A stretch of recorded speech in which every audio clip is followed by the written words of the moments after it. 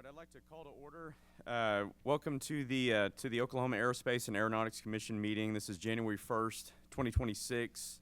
The meeting notice was posted according to the requirements of the Open Meeting Act. This meeting will now come to order. Let's have a roll call, please. First Congressional District Commissioner, Vice Chairman Seth Phillips. Here. Second Congressional District Commissioner, Chairman Kevin Potter. Third Congressional District Commissioner, Bob Baker. Here. Fourth Congressional District Commissioner, Lindy Ritz. Here. Fifth Congressional District Commissioner, Blake Rainey. Here. At-large Commissioner, Jim Putnam. Here. At-large Commissioner, Jerry Hunter. Here. House-appointed Commissioner, Secretary, Craig Campbell. Here. House-appointed Commissioner, Bailey J. Siegfried. We have a quorum. All right, so first up, we've got the approval of the minutes. The draft of the minutes from the December 10th, 2025 commission meeting has been sent to you all, and a copy is in your meeting packet. Are there any corrections to the minutes before we consider them for approval? If there are no further corrections, I'll accept a motion to approve the minutes. I so move. Second. Any discussion? Call the roll, please. Commissioner Phillips. Aye. Chairman Potter. Commissioner Baker. Aye. Commissioner Ritz. Aye. Commissioner Rainey. Aye. Commissioner Putnam. Aye. Commissioner Hunter. Aye. Commissioner Campbell. Aye. And the motion passes. First up is item 4, introduction of our newest commissioner. Sorry about that. I would like to recognize our new commissioner, Bob Baker.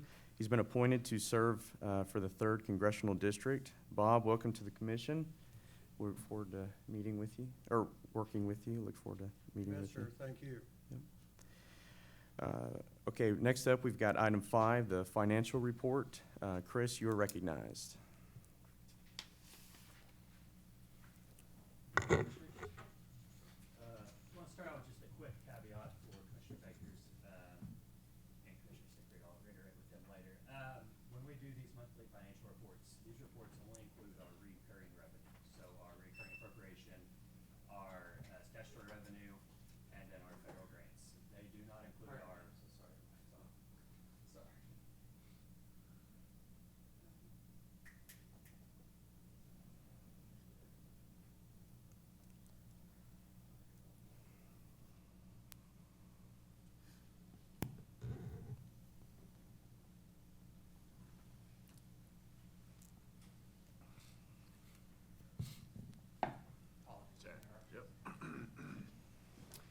So these do not include one-time funds that we've received from the legislature the last couple of years, that being PREP, ARPA, $41 million legislative directive projects, and the aircraft engine testing program. So I will report on those one-time funds periodically throughout the year. We'll do so today at the end of the report, but the typical financial report is just our recurring revenue. So having said that, starting out with the financial summary document there, as of December 31st, we had an ending cash balance of $34.9 million, encumbrances totaling $37.1, with an uncovered cash balance of negative $2.1. Caveat there, Commissioner Baker, as well, we have not and will not ever be in the red. That shows that all of the money that we are getting, we are programming into projects. We do not have cash we receive from the legislature or statutory revenue that's just sitting in an account building up. We are putting all of that directly into projects and programming those dollars. Estimated statutory revenue for the remainder of FY26 is $6.1 million. Outstanding reimbursements owed to the agency total $8.5. The total amount of remaining expenditures that could be incurred this fiscal year, which is through the end of June, is $17.3, with the bulk of that being just under $14 million for airport construction projects. Of course, that assumes that all those projects are granted and executed for the end of the fiscal year. That will leave us with an expected available cash balance after encumbrances and expected income of negative $4.8 million. Again, just showing that we are programming all of the money that we expect to have. Total fiscal year-to-date expenditures were $21.3 million as of the end of the December. That compares to $11.6 for the same time frame last year. So we continue to shatter our spending records and the amount of transactions that Clarissa and Michelle and Andrea are processing on a monthly basis. Moving on to the revenue, statutory revenue collected for the month of November was 4.1 million. December was 1.1 million. Total statutory revenue collected through December was 9.2 million. That compares to 7.5 million last year, but I will note that includes about 5.5 million worth of reimbursements from OSIDA and municipalities that projects we act on behalf of them and then they reimburse us. If you take that out, the comparison is about 3.9 million this year compared to 7.4 million last year. So we are down. If you recall though, last December, we had a record excise tax collection of $4.4 million, so that pretty much makes up the difference. And then finally, on the 3-year average, you'll see there that we are currently down about 1.7 million less than what our 3-year average is. Again, last year in December and January, we had back-to-back months with multi-million-dollar excise tax collections. So unless we get a large payment this month, I would expect to see that average continue to increase. Moving on to the one-time funds, starting out with PrEP. Back in FY23, we received just over $100 million in PrEP funds. As of last week, we have spent $61 million. We've got $29.3 million encumbered, leaving us with about $9.6 million left. Of that 9.6, you got about $2.5 million each on Ardmore and then our hangar program. And then the bulk of the remaining is for the incentives for direct flights that we're dependent upon when Oklahoma City and Tulsa may reach those contracts.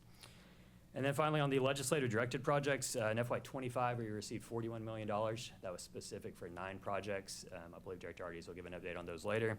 They are larger projects that have taken significant time to get off the ground. On those, we've spent $3 million. We've got $8 million encumbered, and then leaves a balance of $30 million left on those projects. So happy to answer any questions. Mr. Chairman, apologize, Chris, but as a poli-sci major, could you go back to the first chart? And you went over it, you explained it, but I didn't quite grasp it. You have a negative 4.8 for your available cash, and yet that's not in red. Right there. It's in black because, why is it in black and not red? Because the automatic formatting on Excel did not put it in red. Oh, no. That's a poli-sci answer, doesn't count. No, it should be, yeah. That is a negative. If everything today, we got all the expected revenue today. Yeah. We paid all the encumbrances out the door today, we would be negative 4.8. So how do we rectify that over the next 12 months? How do we make sure that we're That number is solving? going to change, not over the next 12 months, but over the next 5 months as we come to the end of the fiscal year in June. The second line there under the possible encumbrances, the airport construction program, but not yet granted. Yeah. We're going to know over the next couple of months. Nick will be able to refine that and say, okay, it's obvious we're not going to do projects X, Y, and Z between now and the end of June. We'll start backing that number out by the end of the fiscal year. That'll be a positive number. All right. Hey, super, thanks. I just couldn't compute it. Thank you. Yes, sir. Thank you, Chris. Next up, we've got item 6, legislative, congressional, and regulatory updates. Sandra, you are recognized. Morning, Commissioners. As of January 15, 2026, the deadline for filing legislation for the second regular session of the 60th Legislature reported that 1,578 bills were filed in the House of Representatives and 996 bills were filed in the Oklahoma State Senate. More than 2,600 new bills and resolutions were filed for the 2026 session, and this is the second legislature, so the bills that were filed in 2025 that were not either signed by the governor or remained in committee, those bills will be alive and available for the legislature to pick up this year. Comparison to 2025, last year, 1,928 House bills were filed and 1,578 in 2026. The 2026 regular session begins on Monday by state constitution. On February 2nd at noon, the governor will give his State of the State address. We have 2 bills the Department of Aerospace and Aeronautics is supporting and have had conversations with Senator John Hast and State Representative Miller. And Senate Bill 1531 has to do with unmanned, and if there is legislative need for federal language coming forth, that bill is a placeholder. And then, sorry, Commissioner Putnam, we'll look around you. This is I'm Representative looking over Miller's here, too. House Bill 4273, is not an expansion of the engineer tax credit. It makes it extended to higher institutions, higher education institutions. These are all bills. This is a current list of bills. It's kind of a light load this year for aerospace. We are concentrating heavily this year on space and the spaceport, but these are bills that are coming forward out of the 2026 session. Some of those we will be discussing in future dates, and I conclude my report and ask for any questions. Thank you, Sandra. Next up, we've got item 7, the Oklahoma Department of Aerospace and Aeronautics Administrative Rules. Michelle, you are recognized. Good morning, Mr. Vice Chairman and Commissioners. Item 7 before you is to consider adopting the permanent administrative rules regarding Title 25, Chapter 15, the Airport Construction Program. Staff held a comment period from December 15th to January 16th, as well as a public hearing yesterday, and no comments were received during this time. Within your packet, and then I also put a separate printout in case that was easier to flip through, you can reference the specific changes. So first off, on pages 7 and 8, removal of the not-to-exceed state participation limit on terminal buildings and fuel system construction projects. So currently on terminal buildings, the state's maximum cost share shall be 50%, but there's language not to exceed $1 million. On fuel systems, the state's maximum cost share is also 50%, with a not to exceed $500,000 per fuel type. The NTE language for both types of projects has been removed, which standardizes our language across the same as we do for all the other types of projects. On pages 10 and 11, the director's authority limit on change orders and supplemental agreements will be increased from $10,000 to $50,000. This is just due to rising construction costs. We'll still continue to bring changes before you to inform you after the fact. This will just allow the project not to be held up. On page 15, the acceptable minimum useful life of a facility or equipment being rehabilitated, reconstructed, or replaced has been outlined. For example, this is where you're going to see the useful life of fuel trucks, all the various things, but I know we discussed fuel trucks previously, so that's actually outlined there. Finally, then, on page 16, the department's ability to act as a representative on behalf of the airport sponsor has been defined. We've been doing that. We just wanted to get that out there in the language.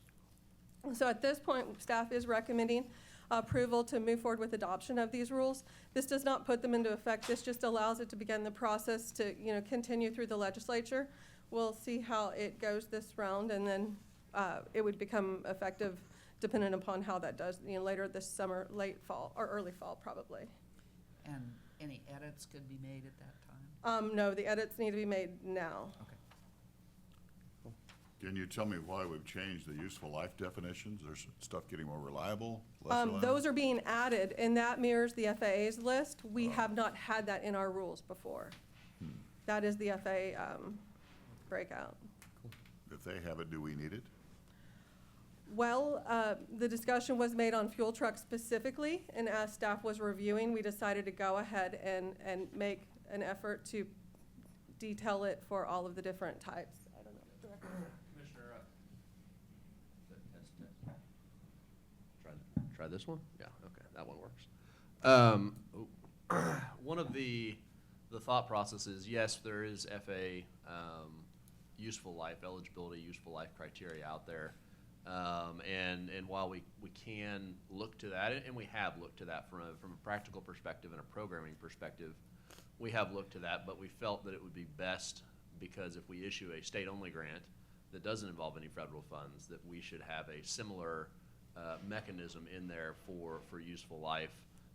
Should some, and again, I'm not saying it's going to happen, but should an airport come to us and say, well, we want state grant funds for item A, and we did item A 5 years ago, and our useful life in the rules is 7 years. And because we technically wouldn't have a leg to stand on because we don't have the federal rules codified in our statutes, and so we're just looking at that. We don't have to follow the federal guidelines, but we felt like it was important to have some kind of minimum useful life in there for the major projects that we do, whether it's buildings, pavement, asphalt or concrete, lighting systems, navigational aids, those kinds of things, so that sponsors would be aware of their responsibilities. We have had some struggles on AWAS systems over the years, where, we put in an AWAS system, and for whatever reason, the manufacturer quits maintaining that system. I know our consulting engineers can do a better job describing it than I can. And so they came back to us, 7, 8, 9 years after that system was installed, saying, hey, we need to replace the system because it's gone bad. Yes, we understand that. Yes, that is certainly a crux of the issue, but we also expect our airports to maintain and sustain some of these things, and so that's why we have that minimum useful life. AWAS was a big one that we were thinking about when this whole conversation was coming up, was the minimum useful life for a weather observation system. Okay, thank you. Any more questions, comments? Thank you, Michelle. Thank you. With that, I will entertain a motion to approve item 7. Move approval? Do I have a second? Second. All right, we've got a motion and a second. Call the roll, please. Commissioner Phillips, Aye. Commissioner Baker, Yes. Commissioner Ritz, Aye. Commissioner Rainey, Aye. Commissioner Putnam, Aye. Commissioner Hunter, Commissioner Campbell. Aye. Thank you. All right, and the motion passes. Michelle, don't go anywhere. Let's see. And next up is item 8, the Airport Construction Grant Program Change Order. Michelle, you're recognized. Please continue. Thank you. Well, it was a light month for change orders, so we just have one before you today. This is the first phase for Clinton Sherman Burns Flat. Phase 1 has been completed, but due to the extended contract time that resulted from the additional spall repair and panel replacement work that we identified and we've brought before you previously, that led to the consultant having extended contract time as well for their piece of it. So the estimated additional cost was $60,225 and will be funded with OSIDA's prep funds. So I will stand for any questions, but we do recommend approval on this change order. Any questions? Do we have a motion to approve item 8? I so move. Do we have a second? Second. We have a motion and a second. Please call the roll. Commissioner Phillips, Aye. Commissioner Baker, Aye. Commissioner Ritz, Aye. Commissioner Rainey, Aye. Commissioner Putnam, Aye. Commissioner Hunter, Aye. Commissioner Campbell. Aye. All right, with that, the motion you. passes. Thank you, Michelle. Next up, we've got item 9, the Airport Construction Grant Program. Nick, you're recognized. Thank you, Mr. Vice Chair. Good morning, Commissioners, and welcome, Commissioner Baker. For this item on number 9, we are seeking 2 grant approvals and 1 design phase approval on 3 different airports, the first being at El Reno Regional Airport. This is the hangar project that the director brought forth here just in December on my behalf since I was out, so I missed you guys, but glad to be back here to do some great work across the state. So this is for 10 interconnected box hangars, 4 66 by 60s and 6 44 by 40s. And this total construction cost for this, so a total all-in cost, design and construction, $3,012,420. The department shared just over $1.2 million of that at our typical hangar split. And again, this is primarily to keep as much storage of aircraft space out there at El Reno as we're doing some of the redefining projects out there, the new terminal building, the new FBO hangar, and all those types of things. And so this is to make sure that we still have that area we're not displacing aircraft and then having to have them go find hangar spaces elsewhere that really don't exist. And so with us today, if you would allow me, Mr. Vice Chair, I do have the airport manager, Scott, up here. Scott? Thank you.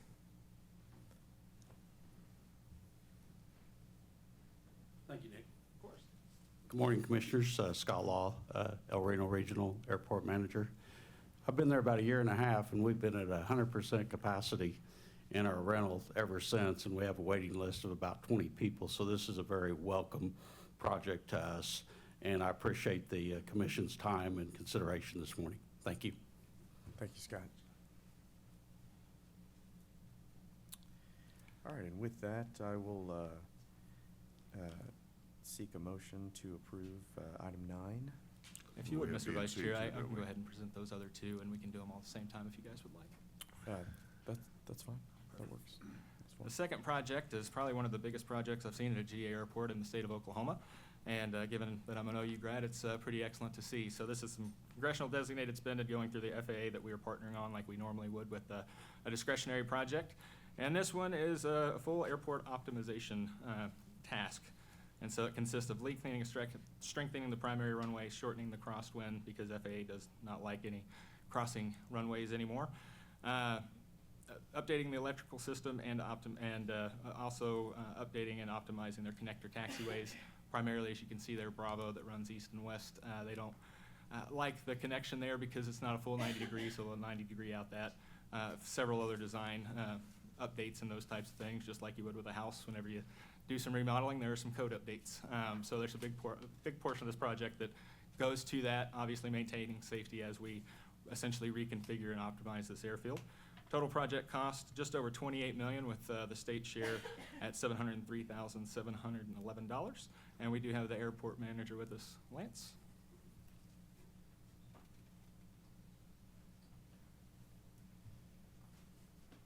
Thank you, Nick. Good morning, Commissioners. My name is Lance Lampkin. I'm the Airport Director at Max Westheimer Airport, and I want to thank you for listening to this. This is, as Nick put it, quite unusual for a general aviation airport, but we are quite an unusual airport indeed. We have had major changes, major needs, major growth in the last 2 years from the University of Oklahoma as well as the City of Norman. This project is going to greatly increase our capacity, allowing us to handle the bigger aircraft that we have seen over the last 2 years on a more regular basis, which is important. Our big G5s don't like our runway length during the summer months, which is always fun. So I appreciate everything the state's done, everything the commission has done, and everything Representative Cole has done to help support this project. Thank you for your time and your consideration. Thank you. Got a question for you. Yes, Can sir. you explain the 3 different colors on this airport diagram? I can. So, well, I can't, but I can. So 1836, which is your up and down runway there, the orange one, that is going to get longer. So where it turns into that darker purple, that's where we're extending to the south. That lighter pinkish color is what we're demolishing, and we're shifting runway 321, which is our crosswind. We're shifting it a little bit to the northeast, and it will get shorter at the end of things. So this program allows us to handle the larger aircraft that we've been seeing, but also keep our crosswind runway for our training aircraft, Pipers, that need it for the University of Oklahoma and the other flight school that we have out there. What's the length going to be when it's complete? It'll be 6,971. Pretty good. We tried to get to 7,000, but we started running into some RPZ and safety issues. And the short runway will be reduced to, Short runway will be just over 3,000. okay. Out of curiosity, how many G5s did you guys deal with last year? Last year, we're pushing probably total operations mainly during the summer months and the OU football season around 100 to 150. Just depends on what. Do you have any G5s that are actually based on the field? We don't have any G5s based on the field, but we have 2 candidates that have expressed great interest in bigger aircraft, which for them would be a G5 aircraft. So that's the reason for this, one of the reasons upon many for this push. Football games bring the traffic. Big play. Yes, sir, they do. Any other questions? Remind me time frame on this. Time frame is just under a 2-year-long project. And when are we starting it? Say again, I'm sorry. When's the start date? Start date should be March or April of this year. Okay. It's Yeah, coming this up year. really quick. Yeah, okay. So you'll run a shortened runway north-south? Or will you close the north-south runway? North-south runway will be closed. 321 will remain open at its current length, which is 4,750, which is good enough for most of our larger jets. Maybe not the G5s. Our goal is to have 1836 open by the football season of this year. As And you can Lance, imagine, that drives a lot of our calendar. Do you mind giving us an update on the tower? Sure, absolutely. Tower progress is underway. I don't know if anybody's been out recently, but it looks complete, but the inside is still a shell. So we've got the entire tower cab structure up. It is standing, and we are now working on the internal components of it. The timeline for that is still projected to be completed by the end of August. We are working with the ATO, the Air Traffic Organization, to get the current tower equipment moved over from the current tower to the new tower, and that is proving interesting. You So- said you're cutting the runway length to 4,750. That is not No, long enough. no, sir, our current 321 length is 4,750. So in the phasing, 1836 will be the first one closed. We will leave 321 open at its current length, which is the 4,751. Right. Most jet aircraft, a Gulfstream G100 or larger, the insurance requirements Or demand 5,000 and above. 5,000. Yep.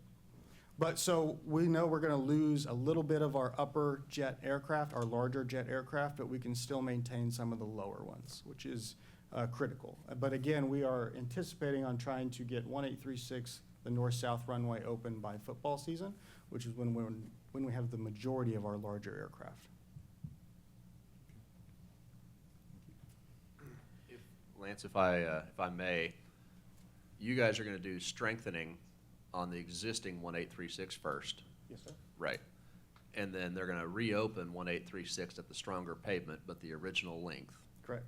Then, and hopefully have that done by football season, then they're going to short or extend 321 Correct. to the northeast, then shorten 321, and then go do the extension of 1836. The shortening of 321 and extension of 321 will kind of happen Simultaneously, okay. So that's, I just wanted you all to understand that the reason why 1836 is closing first is we're gonna try and strengthen that ahead of football season this year. Try and have that open by whenever the first game is, sometime in August. Then 321 will be the primary runway that goes down for work on it. And then once the 321 extension has happened to the northeast, then we can close 321. We can go fix all the southwest side of 321 and the extension of 1836. If that's how I, Yes, sir. okay. It's a it's a quite delicate complex. delicate dance of how can we continue to have the proper service, maintaining that important 5,000-foot runway length for as long as possible, Commissioner Hunter, while getting all this done. Obviously, you know, the simplest construction way would just be shut it all down and start it, but that's not going to be accommodating to any aviation use. You're gonna have some jet owners that are not happy. So, Oh, yes, sir. Already I'm aware. sure We're that trying to there will be. notify them as And much as they're gonna be possible. looking to locate somewhere off-field temporarily when it's going on. We have 2 aircraft on field that will be affected by the long runway closure. And we are working with them to get them set up and squared away so they are accommodated. Any other questions, Commissioners? Thank you for your time and consideration. Thank you.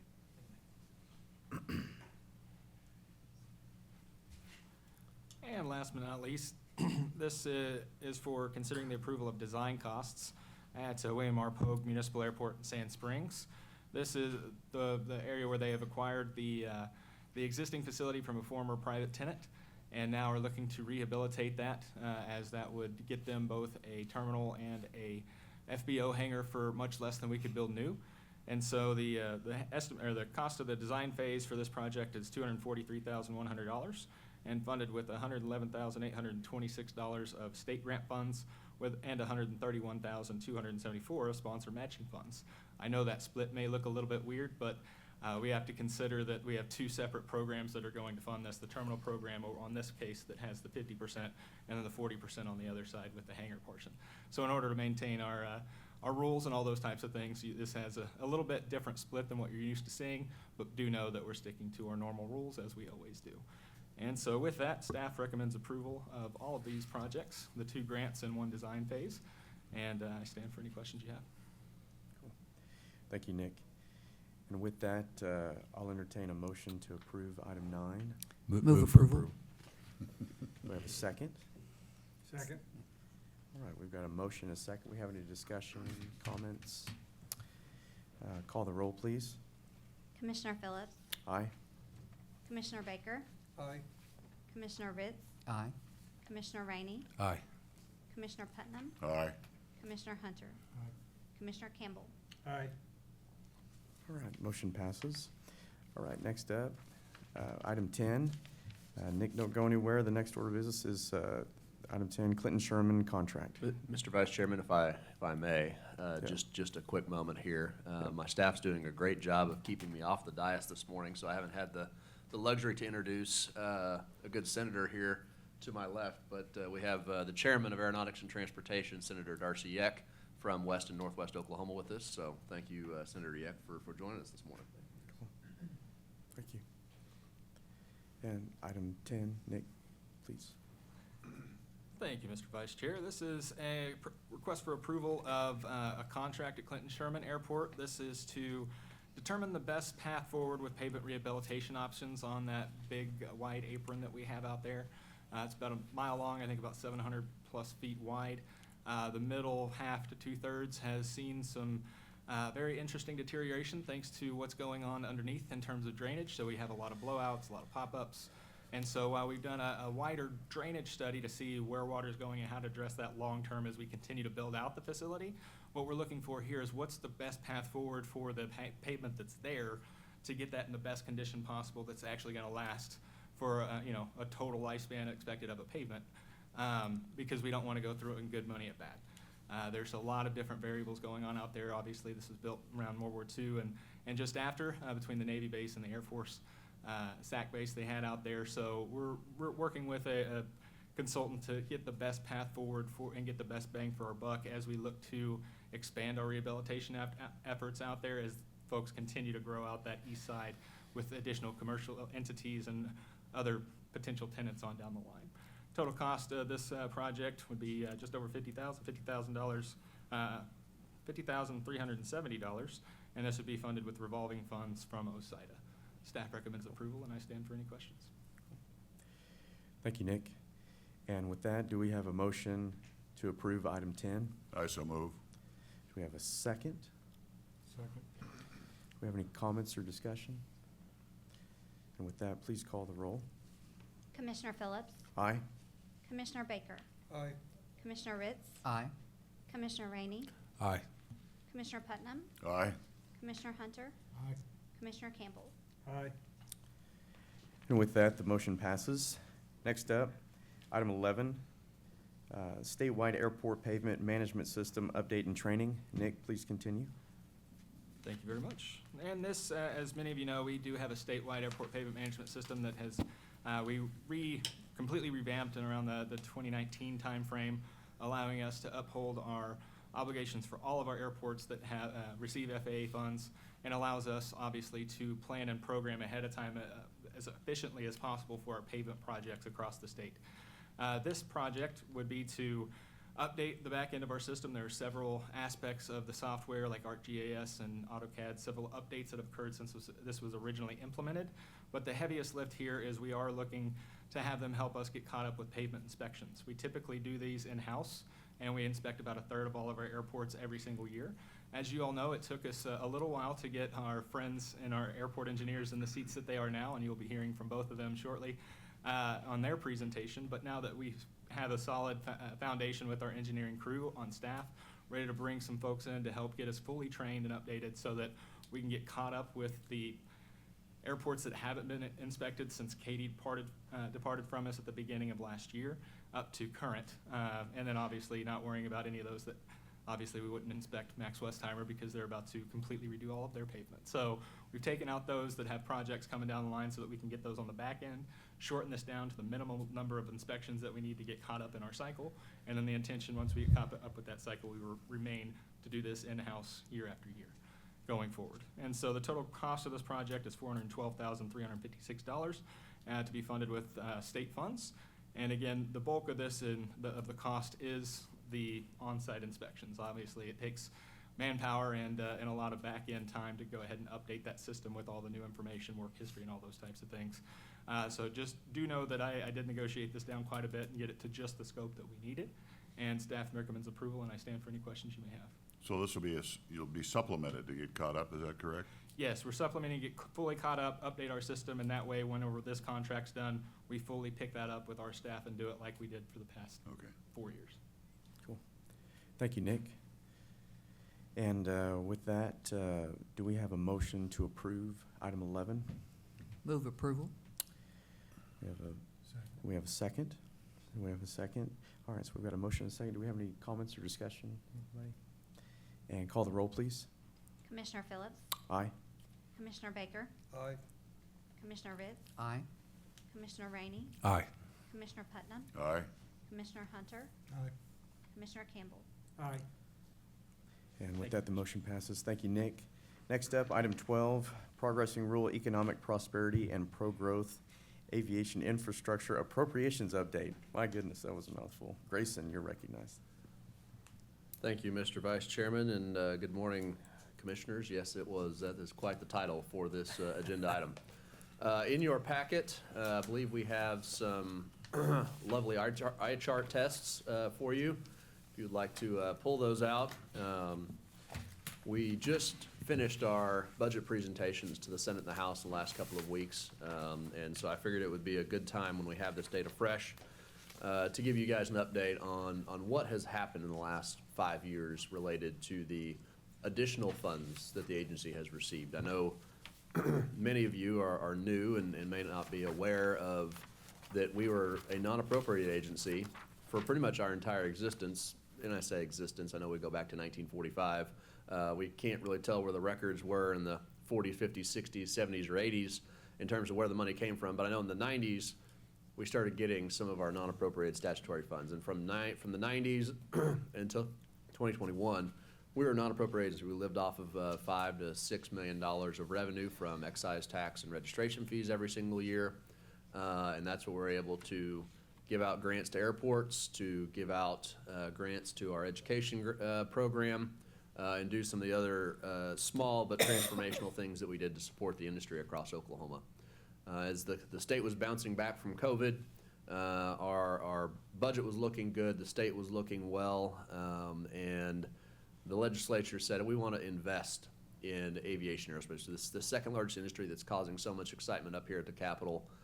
We have, governor, lieutenant governor, congressional members all excited about this industry, state lawmakers all excited about this industry. So what do we do to supercharge it? How can we start? So we started with, as you know, $2 million and turned that into the projects that you're going to see today. So we went from $2 million to $4 million of regular recurring. In the fall of 22, we got a significant windfall, as you heard from Chris earlier, with our prep monies. So the legislature allocated the $1.8 billion of ARPA money that it received from the federal government for COVID relief. That money had some very strict ties to what it could be used to. It couldn't be used for your traditional infrastructure. It could be used for water, wastewater. It could be used for fiber. It could be used for infrastructure to support recovery from COVID in terms of like hospitals and clinics and that sort of thing.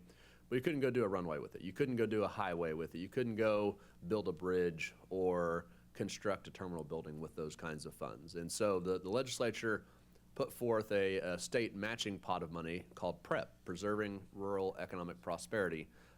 In between the ARPA monies and the PREP monies that were allocated, the Oklahoma legislature provided over $250 million to aerospace and defense. Many of those were ARPA dollars that went to water wastewater projects. Many of those were PREP dollars that went to aviation aerospace projects. $100 million, as you heard from Chris, came directly to us. About $30 million went to the OSIDA organization. And then there were other agencies in government, whether it was Oklahoma Water Resources Board, Department of Commerce, that received those monies for various projects across the state of Oklahoma. But over $250 million went to aerospace and defense. So I want to talk about our ARPA PREP monies, our pro-growth appropriations that we've received from the legislature, how we are truly grateful, and what we've been able to turn that into. And so today, the first diagram that you have in front of you is the ARPA PREP, which will be this. It's got the pink kind of light tan row on top. Again, this is just information for you guys to have. I'm not expecting a test on this for you guys to memorize the information, but this is just data for your consideration. As you can see there, we have the 4 major prep projects that we've talked about: Ardmore and the air cargo development, Woodward and their industrial aviation development, the tower at Tulsa, as well as the Will Rogers MRO hangar for AAR, which we encourage you all to attend the grand opening celebration next Wednesday. Some of you that attended Women Aviation Day got to see the soft opening, the out-of-town preview. of that hangar back in December. But would encourage you guys to look at this map and see that we've touched every corner of the state, from Boise City to Bartlesville and Tahlequah to Frederick and to Wilburton in the southeast part of the state, because we received those $14 million of prep hangar funds throughout the state of Oklahoma. And so you can see what we've transformed those projects. Obviously, the 4 mega projects in Ardmore, Tulsa, Woodward, Will Rogers. We believe Ardmore is probably the last one that's going to finish all of its projects. It's finished its first project, the first phase, which was the Taxiway Echo. Currently has the apron project under construction. We are just now starting the roadway and parking lot project to be followed on with the bidding cycle for the utility project here in the next couple of months. The Tulsa Tower, we hope the construction of the tower building will be done in the latter half of this year. But then it won't be operational until probably sometime in 2027, as there's probably a 6-month time period from the time the construction's complete till the time the FAA has all the equipment and trained up the staff on the new system and ready to go. The Will Rogers hangar, as I mentioned, we'll be opening that up officially next Wednesday at 10 o'clock, Sandra? 10 o'clock next Wednesday, AAR hangar there at the Will Rogers International Airport. And then Woodward, December 13th, we have the first 4 of their 6 phases of project that are being celebrated. The terminal building, the corporate hangar, the access, the roadway access, the landside, airside access, the taxiway development area, and then the utilities. Those are the 4 projects that we'll be celebrating in Woodward at 10:30 on February the 13th. I would encourage you guys to attend that as well. So, next slide. So we're going to follow that on with the FY25 directed projects. This is this sheet here with the blue on top. This is the 9 projects that Chris mentioned. They are longer lead time projects. Several of them are under construction. So the South Grand Lake Terminal and Hangar is under construction. The Stroud Runway is under construction. The Okemah hangars have been finished, which was phase 1, phase 2, and 3, which is fuel in their terminal. And apron expansion will be kicking off here later in the first half of this calendar year.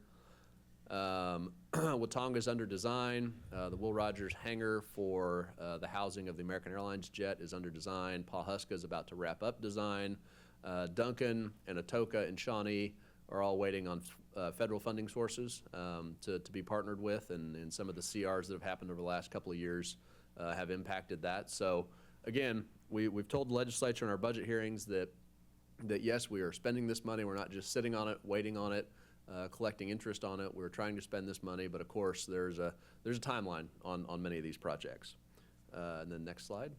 And last but not least is our pro-growth aviation infrastructure.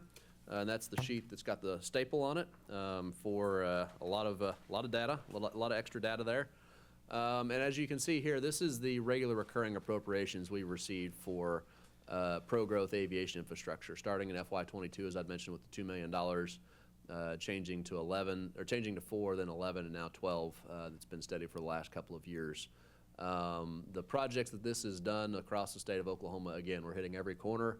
We are spreading ourselves across the hangars, the taxiway development areas, the terminal buildings, the fuel systems, the utility projects, really hitting the full gamut. And so what I want to share with you is the neat overall statistics of what this does. And we're going to go down the list of the projects that this has mattered for Oklahoma airports. We've done 7, or will do 7 utility projects with this funding. We have, or will have, constructed 175 total hangar units, 97 of those which are T-hangar units, 78 are box hangar units, for a grand total of 610,000 square feet of new hangar space across the state of Oklahoma. 12 terminal buildings. This might be the one statistic I'm most proud of. Even, I'm really proud of that hangar number, but I'm probably most proud of the terminal buildings. This is the front door to these communities in many respects. From 2008, when we did our first terminal building project as an agency, to 2021, before we started receiving these appropriations, we've done about 8 terminal buildings across the state of Oklahoma in that 14-year time span. In the last 5 years, we will have done 12 across the state of Oklahoma, and continuing to have those conversations to find other communities that want to do terminal buildings. Economic development, communities, the leadership of Oklahoma is really proud of the front doors that we're providing these communities. We hope that this will be truly transformational for recruiting not just aviation businesses to the state, but recruiting any business to the state, to have those front doors, to have that great first impression and that last thing that you think about as you leave whatever community you might be visiting in the state of Oklahoma. 10 fuel systems, and then our new taxiway development areas have opened up about 125 acres of new land where people can build hangars on. So if someone wants to go lease land and build a box hangar for their aircraft, or lease a plot of land to put in their new aviation business, we've got 125 acres of ready land that has taxiways, utilities, landside access to it readily available. Those are the numbers. Those are statistics of what 5 years of transformational pro-growth aviation infrastructure funding has done. And this is just on the appropriations side. This doesn't include any of the statutory money that we receive. So one, I say that to say that you guys should be proud of the team, but you guys should be proud of what the legislature has entrusted us to do. I hope that 20 years, 30 years from now, people will look back on this moment of post-COVID recovery and go, that's when the calculus changed in the state of Oklahoma. We're seeing it across the country. A lot of states are starting to follow Oklahoma's lead. Go to our national association, I've mentioned to many of you, and I get asked the question of, well, how does Oklahoma do it? And so I've been sharing that story.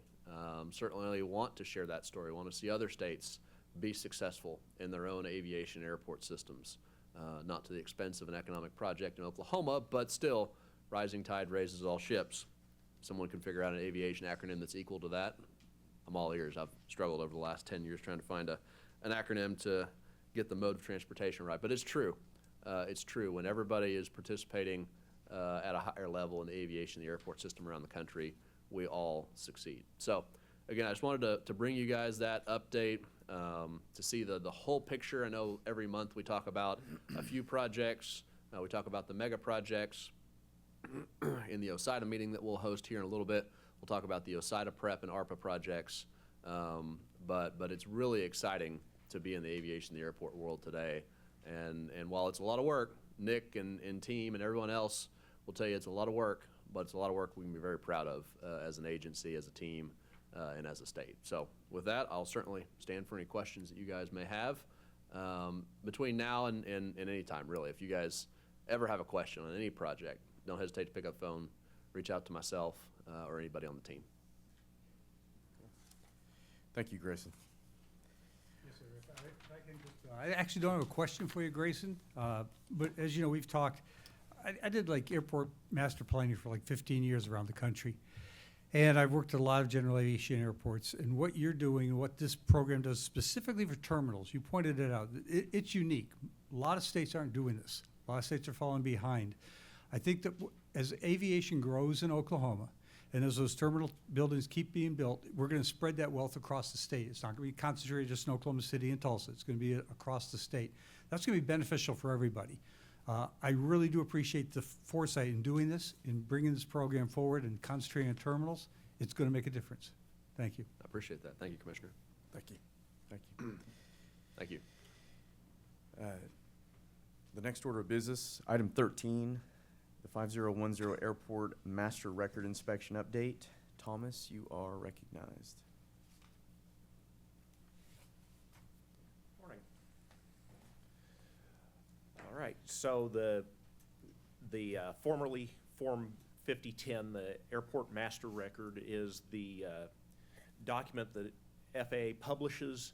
It's where all the data for the airport lives, and it gets published both as the Airport Master Record proper, but it's also the data that gets published in FAA charts, chart supplements, and then of course our favorite third-party apps pull that data and publish it to the general public. The FAA contracts ODAA to do those Airport Master Record update inspections. We do them on a 3-year cycle. We have just come to the end of our cycle. So in calendar year 25, we were contracted to do 41. We got behind right at the end of the year, so we actually completed 34. So those 6 carried over. We actually got 4 of them done last week. So we're right at the end of that cycle with 1 left to do and 1 airport is closed. And we also have our new contract for our next 3-year cycle, and I believe there's 128 airports on that one. 128. Yes. I thought we had 108 public use airports. No, the 108 number comes from Oklahoma's Oklahoma State Airport System Plan. Those are the airports that we actually give money to with the commission. There's a handful of privately owned public use airports that do not get funding from the commission, but are public use. Can we inspect those as well? Yes, I inspect all public use airports in the Okay. state. Interesting. Yep. That's one of the downsides of becoming public use is you have to deal with me. Okay. That is the list of the airports that were inspected in calendar year 25. Again, we do have 1 left over and 4 were done last week.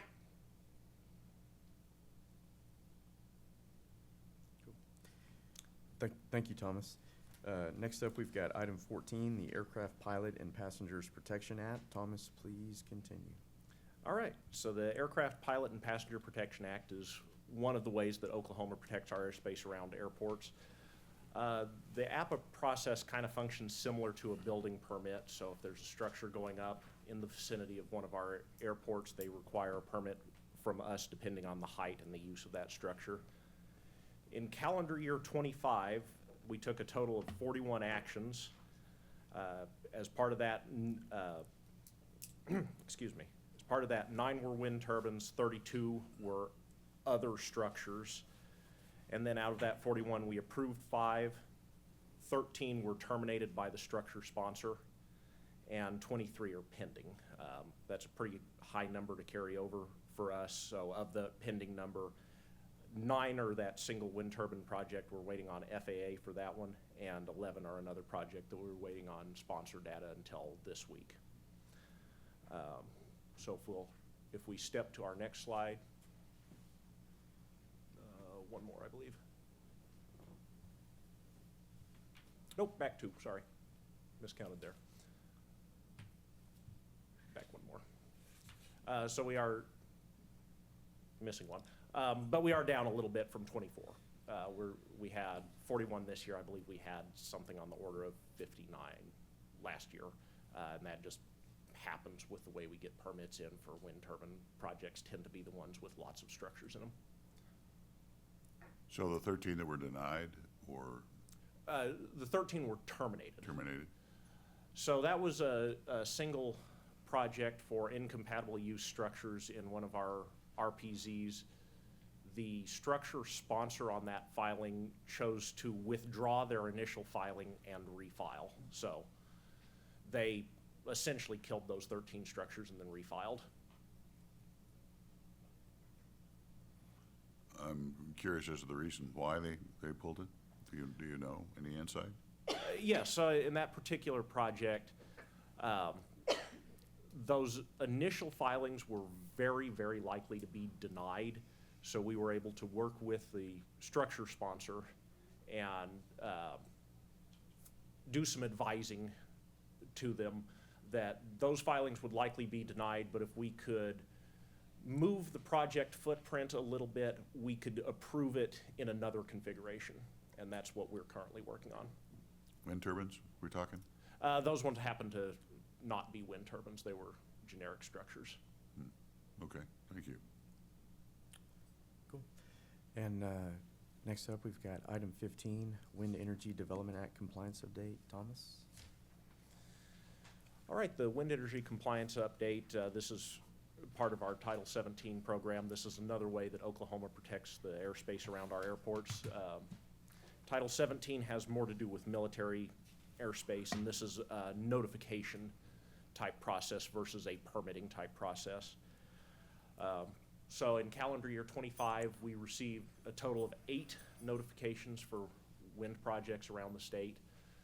Those were forwarded to the Oklahoma Strategic Military Planning Commission, who reached out to our local bases here, got comments, concerns from them, and then forwarded that to the Military Clearinghouse in DC.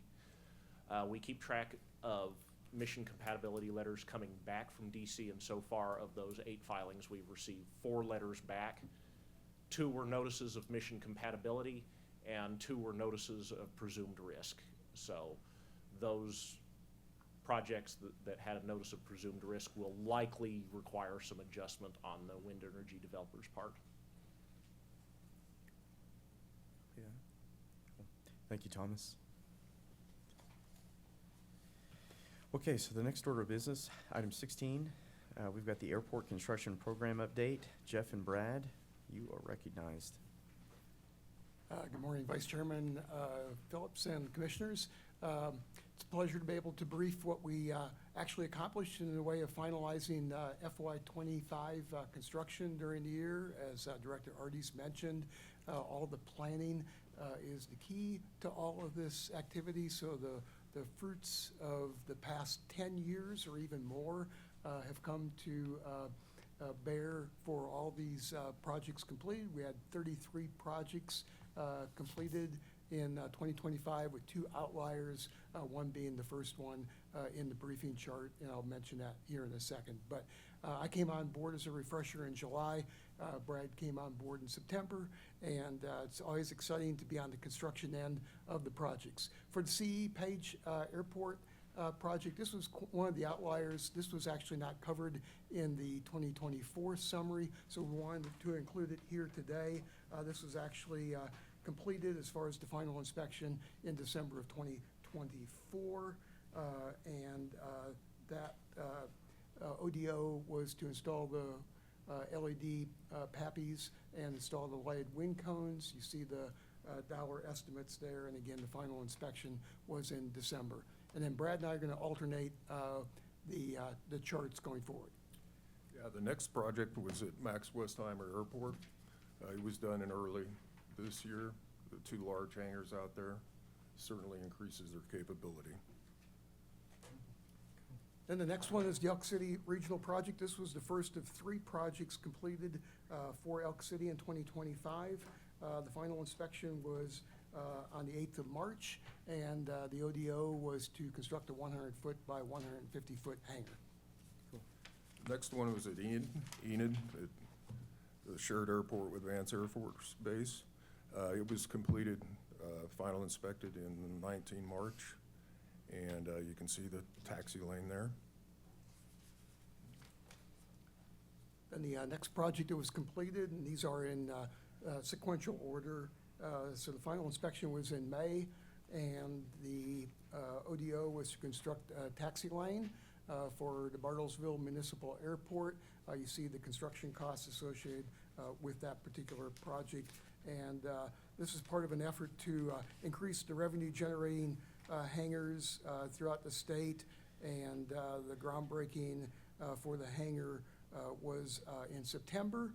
And so we'll be looking forward to hopefully completing that later in 2026 or early 2027.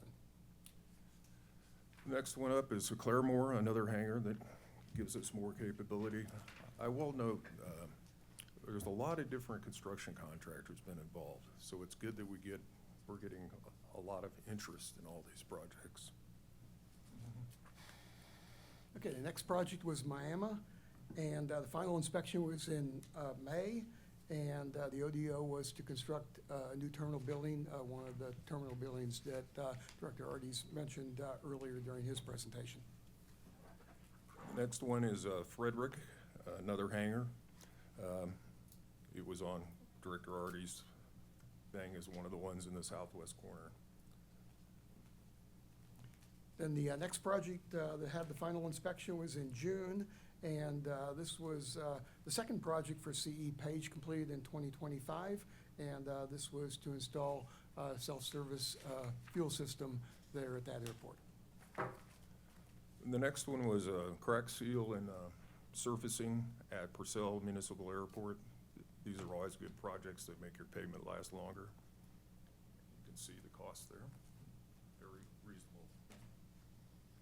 Then the next project to have the final inspection was at the McAllister Regional Airport. This was for a new terminal building. The final inspection was in June. The Ribbon cutting was in October. Takes a little bit of time to wrap up final inspection items, to get those remedied by the construction contractor in this case, and then to get everybody kind of moved into the new facility and for them to be ready to actually do the ribbon cutting. Next one's at Watonga. You can see it's a parallel taxiway that'll greatly enhance the capability of that airport, and that was done in July. Yeah, actually, okay. That was Elk City. Sorry about that. Elk City. Okay, so we got off one there. Okay, sorry about that. Okay, so we're ready to move on to Mid-America Industrial Park in Pryor, and that final inspection was held in July, and the ODO was to construct a new terminal building there. Now, we're on Watonga and that parallel taxiway, done in July. And I would add on Watonga, this is to allow future capability on the west side of the airport. So currently, the terminal is on the east side. There will be a project coming up here in the near future for a new terminal facility on the west side. And this pavement is meant to be the prelude to the new terminal, and then hopefully some additional infrastructure in the way of new hangars and what have you, since the east side is a little bit landlocked. Okay, the next one is for Prague. The final inspection was also in July, and this was to construct 4 new box hangars there at that facility. And the next one is Ada. This is a mill and overlay of the airfield, the runway, and that was done in July also. Another final inspection was during the month of July at the Weatherford Stafford Regional Airport. This was for a new 120-foot by 100-foot hangar. This was one of the first couple of projects that I got involved with as far as the final inspection. And as you all know, as commissioners, it's always exciting to go to these inspections or ribbon cuttings and meet with staff that are excited that they have these new facilities there in their local community. And Mayor Brown and the airport manager were there and were part of this inspection, so we appreciated their involvement. And the next one is another front door to Elk City, the terminal building. That was done in July, and the ribbon cutting was later. Next project that was completed was in August, and this was at the Robert S. Kerr Regional Airport in Poto. And they were very excited there. The airport manager, Rossi Christenberry, was very, very happy to see this project come to fruition for the runway mill and overlay, and some RSA grading as well. Next one was Fairview, construct a parallel taxiway. That will greatly enhance their capabilities there. That was done in August also. Another project we had the final inspection on in August was the utilities. This is the first of 3 projects completed at Woodward in 2025, and this was to provide water connection, including the fire hydrants, one of which you see in the picture there. And then the water valving is the other picture. They also included electrical and sanitary sewer tie-ins. This was to support the new hangar construction and new terminal construction. Next one was a rather large project down at Ardmore to construct the taxiway. Interestingly enough, it had 3 federal funding sources: AIP, BIL, the Bipartisan Infrastructure Law, and of course, the state chipped in the Progressing Rural Economic Prosperity. Broken Bow, that final inspection was on the 12th of August. That ODO was to rehabilitate the runway 1735 and to construct an apron. The next one was that first phase of Clinton Sherman Airport. Michelle mentioned that went a little longer. The final inspection was in August, and it actually looks good out there, if you ask me, for a World War II pavement. The next project we did the final inspection on was the 29th of September. This was at the Alva Regional Airport, and this was for their new Jet A fuel system. Also at Alva, we had rehabilitate the taxiway and install taxiway lights. We did that final inspection on the same day in September. The next final inspection was the 9th of October. Brad and I were at the Okmulgee Regional Airport for the inspection for the 2 new box hangars constructed there, as you see in the picture. Next one is at West Woodward again, a very large hangar. Me and Jeff went to the final inspection on the 15th October. That is a fantastic looking building, if you ask me. Next project we did the final inspection on was the 16th of October at Antlers, and that was for the runway rehabilitation, crack seal, seal coat, and marking. So you're seeing the picture of one of our joints that was sealed as a kind of a representation of part of that project. Next one was at Okema. Some hangars out there, 8 units, and a bigger box hangar. That was done in October, and certainly enhances their capabilities. The next project is the West Woodward Regional Airport new terminal building and parking lot. The final inspection for that was in November that Brad and I attended. And as Director Arties mentioned, the terminal celebration upcoming will be on February 13th.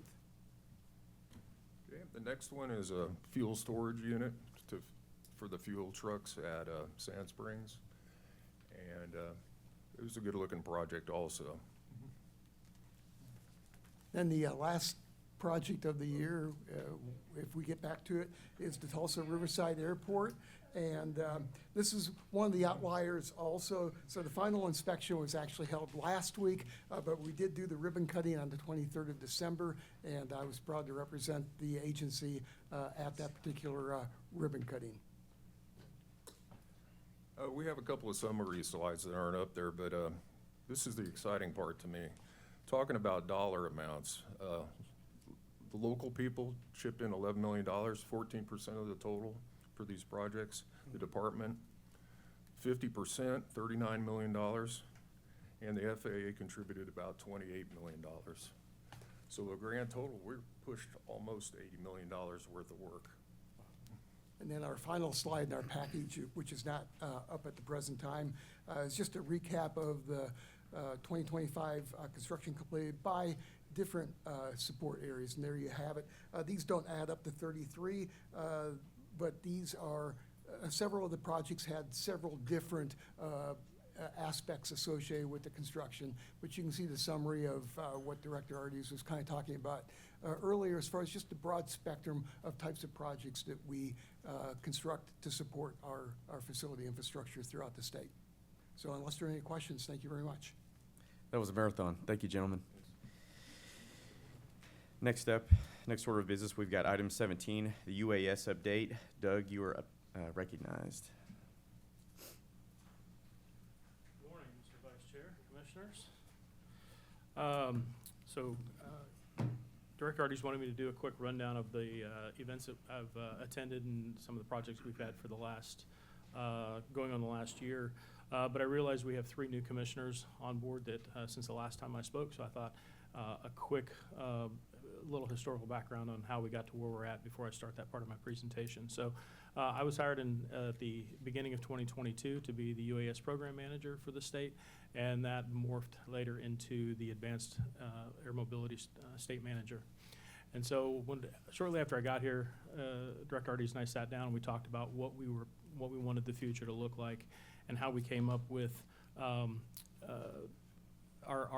future efforts. And so we talked about the testing, commercialization, development, and research of UAS and AAM, and how that was our overarching focus, and came up with 5 priorities that we wanted to use going forward to kind of evaluate how that was. And the first one was obviously economic growth. How do we promote commercial UAS and now AAM throughout the state and grow that in the tradition that we have here in Oklahoma with aviation and aerospace.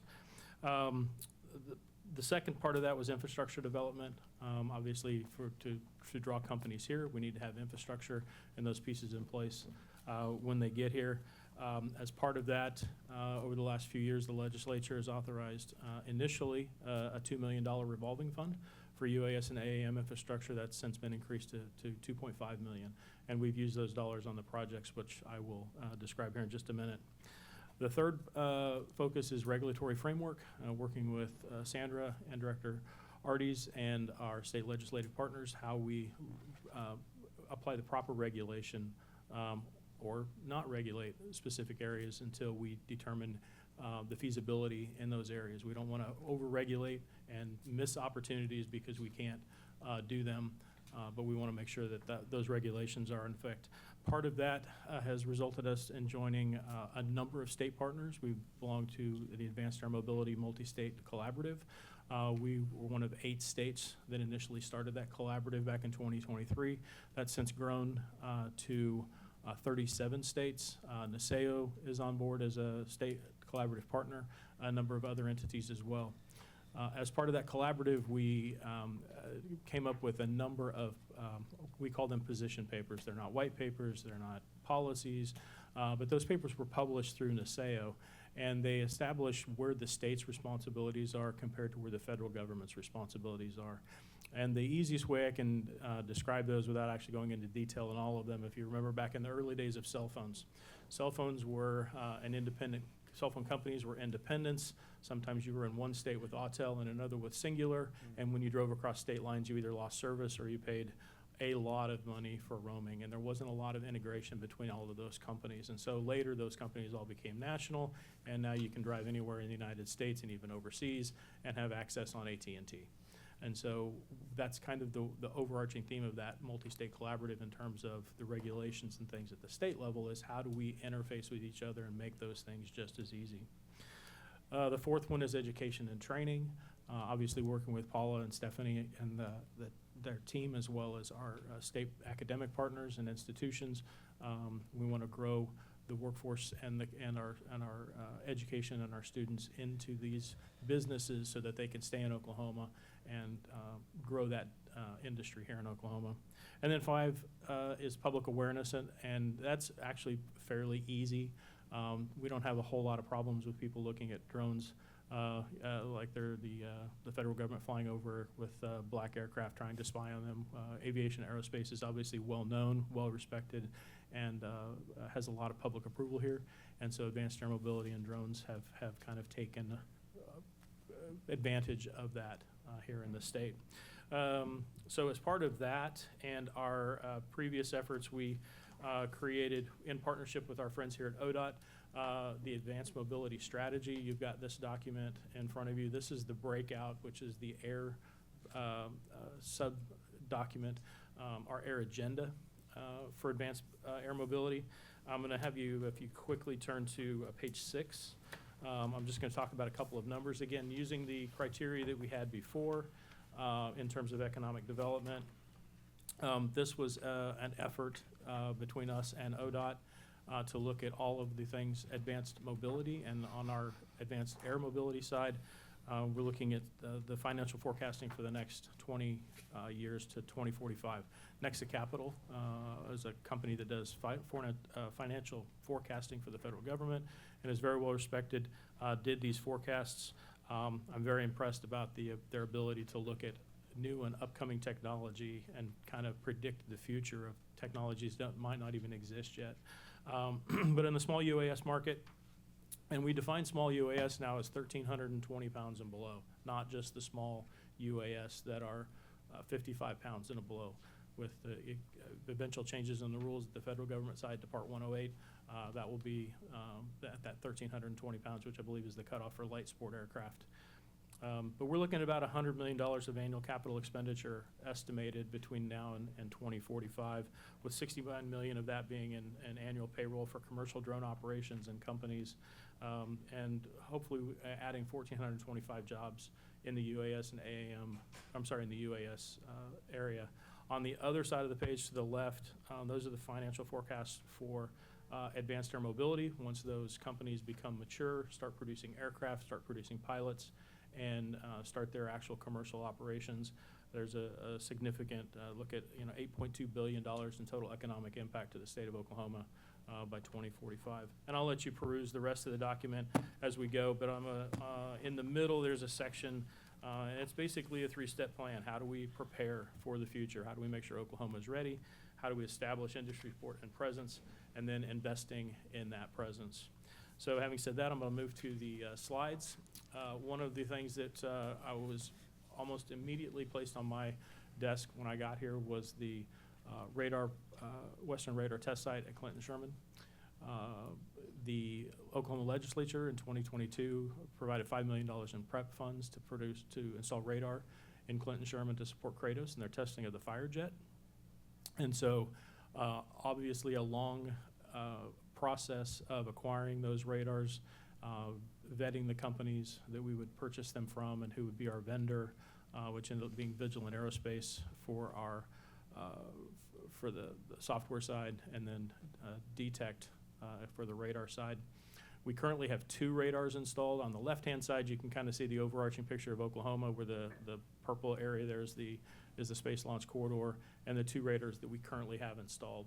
On the right-hand side, those 2 radars are at Clinton Sherman and Roger Mills. Our friends here at ODAA have graciously allowed us to place a radar at their ODOT maintenance site just north of Cheyenne at Roger Mills. Steve Mendez, who's the site supervisor there, has been stellar in assisting us and getting us placed out there. As much as we're placed right next to a power pole. We didn't have to trench any power to run our shore power. They've just been fantastic.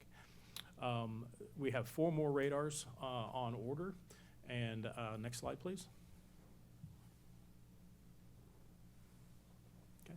So we have 4 more radars on order that are due at the end of the month. And we're kind of researching where those placements may be. Now you can see those are essentially a Venn diagram. The optimal radar placement may not correspond exactly with the optimal ground infrastructure facilities we have access to. We prefer to use a state-owned property if possible, ODOT being having the most property owned out there that would have infrastructure, i.e. electric, available on site. And so trying to find the closest locations to place those radars and still have the optimal coverage is somewhat of a challenge. If you notice, the Foss radar that we want to install near Foss Lake has significant overlap with some of the others, more than we'd like, but that's the closest location and best location for that radar.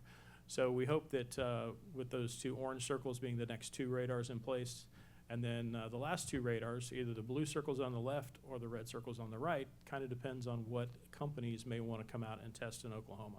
So the left side there provides about 7,000 square miles of total coverage for radars, with about 3,000 square miles of total testing area available within the locations that are safety mitigated in terms of population on the ground and airspace and air traffic up above. So so that would be for more of the large military type testing or testing aircraft for wildland fire response with our partners at the Emergency Management Department, any number of potential use cases. On the right-hand side, that's set up more for assisting our friends at the Highway Patrol and our public safety officers, perhaps with a corridor between Oklahoma City to the state line down I-40, and using technologies that would replace manned helicopters with remotely operated helicopters, something in the 400 to 500 pound range with 4 to 5 hours of endurance that could literally cover from the state line to Oklahoma City from Weatherford. And so we're looking at a number of opportunities, and that will obviously make it dependent on where we place those last 2 radars. Next slide, please. So not only do we have our efforts there in western Oklahoma, we're supporting in Tulsa and the SAFE-T project. I was honored to be invited to represent ODAA on the Tulsa Blue Ribbon Commission, where Commissioner Siegfried and Jennifer Hankins, who's the executive director of Tulsa Innovation Labs, were the co-chairmans of that effort to look at using Tulsa as essentially the drone capital of the world, as the title on the Blue Ribbon packet was. And so we got to represent ODAA and the commission on that effort. But we are installing radar in Tulsa to support Tulsa Fire Department and Tulsa Police Department and other public safety agencies and drones as a first responder. And for those not unfamiliar with that concept, they're in placing drones in boxes charging boxes around the city that can be flown remotely from their real-time information center. Oklahoma City is also doing that. We're not directly involved in that project, but they have been authorized 50 drone-in-a-boxes here in the city of Oklahoma City that they can launch from a centralized location. And they're authorized, both cities have waivers from the FAA to fly pretty much anywhere within the city limits and the surrounding area, 200 feet and below. And then with additional safety mitigations, they can actually fly up to 400 feet. So both cities are doing very well and leading the nation in that. But the radar that we're going to install in there, obviously, is to help mitigate between manned aircraft flying into those areas and allow them to have fully 400 feet altitude citywide if we can mitigate that with radar. The purple circle on the right, whoops, is Camp Gruber. The National Guard is putting in a counter UAS and UAS school there based on the lessons learned in the Ukraine. And so they're doing some trench warfare training and using small FPV drones to simulate and provide training to soldiers on how to counter those technologies.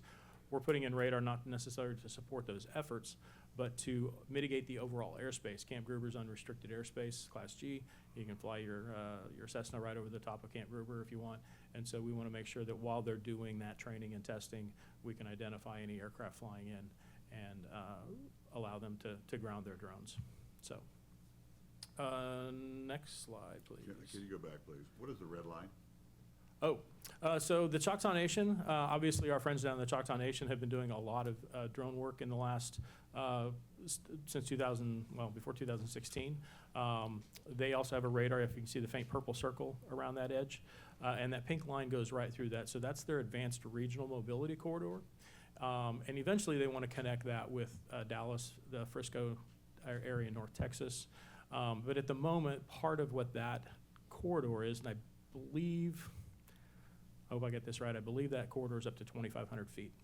But they are, and I think this was just talked about in the news recently, they're looking at medical delivery and passenger delivery in the future, but medical delivery technologies right now and using that corridor to test long-range BB-LOS flights.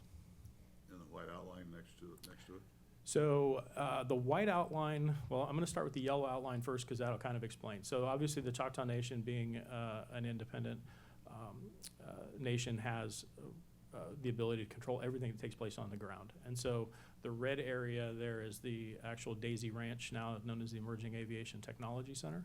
The yellow area is their beyond visual line of sight authority to 400 feet. And so they can fly their drones up to 400 feet without any visual observer seeing that drone in that airspace. The white line is what they consider to be an extended visual line of sight. And the way that works is they don't have to actually be able to see the drone, because right now under FAA rules, you have to be able to see the drone and determine altitude, heading, and orientation by eyesight. So that's when you keep it beyond, in visual line of sight. But if you have a small half-pound drone, by the time you get a quarter of a mile away, it's just become a blob, and you can't even tell which way it's facing, let alone which way it may be traveling. And if you're in an area where you fly it a mile away, you can't even see it. So extended visual line of sight authority means that you don't actually have to see the drone. You just have to be able to see the airspace around where you know that drone exists. So let's say I'm taking pictures of my cornfield, and I'm standing on one corner of my cornfield, and that's a square section. And so the other corner is, do the math, 1.25 miles away with the angle. And I can't see the drone over there, but I can see the airspace and see that there's not an air tractor operating in and around my field. And so I can see that that airspace is clear, even though, because I know where the drone's at, even if I can't see it. And so that's their authority, and I think that's also up to 2,500 feet. Most of that covered by that radar, which is the same radar that we've installed at Clinton Sherman. A couple of things I forgot about the Clinton Sherman. So phase 1 of the Clinton Sherman project was those first 3 radars. There's 2 Harrier Detect S200s, which were the tall radars. There's a smaller 7360, which is a 3D radar, which provides not only heading and bearing, but it also gives altitude. And so we use those there. Those were installed in early October, and have started gathering data. We're getting ready to do penetration testing with our partners We're talking with the OU School of Aviation, OSU School of Aviation, Civil Air Patrol, to see if they want to do some flights over those radars to test and do penetration testing for us. The next 4 radars, phase 2, with the long lead times of approximately 9 months to get those in. We ordered those last summer, and they are actually due to be delivered sometime at the end of this month or early next. And then we will be working with our ODAA partners to get those installed. And then phase 3 of that project was working with OMES to onboard additional companies who may want to do business in the state of Oklahoma in this area. So we put out an RFP for companies who wanted to apply to be on the state vendor list in that area. So, okay. So as part of some of the trips I took, I went to Taiwan. This is my second trip to Taiwan. The last one in 2024 got hurricaned out. So we had to make up a number of visits. So we went and visited a number of companies there in Taiwan, working with TUSA, which is the Taiwan U.S. Service and Trade Organization. I can't remember what the acronym is for. But I got to visit not only the trade show, which is similar to any other trade shows. I got to visit one of their plants that produces rockets. There I am holding actual rocket fuel, which had been sitting on that table, and that's live rocket fuel. Apparently it's very stable at ignition temperature somewhere between 2,000 and 2,200 degrees. They had it lying all over the place. As a matter of fact, they had a large piece of equipment that they'd stacked up 3 of those in each corner and set that piece of equipment on there and used them as risers. I thought that was pretty unique. But that's what they actually just, when they're ready to launch a rocket, they just go around and collect these things. They used them as doorstops. And collect those things and stuff them in the rocket and shoot them. I thought they had to be like in a clean room and all nope, they just laying around. We had 2 trade delegations that came here to Oklahoma, South Korea, and Japan on the left. There I'm talking with the South Korean trade delegation in partnership with OSU OAIR and our Department of Commerce. Also invited on the right-hand side to talk to the Japanese trade delegation, which is called JETRO. I think Commerce is working on trips to both of those nations in the future. Next slide.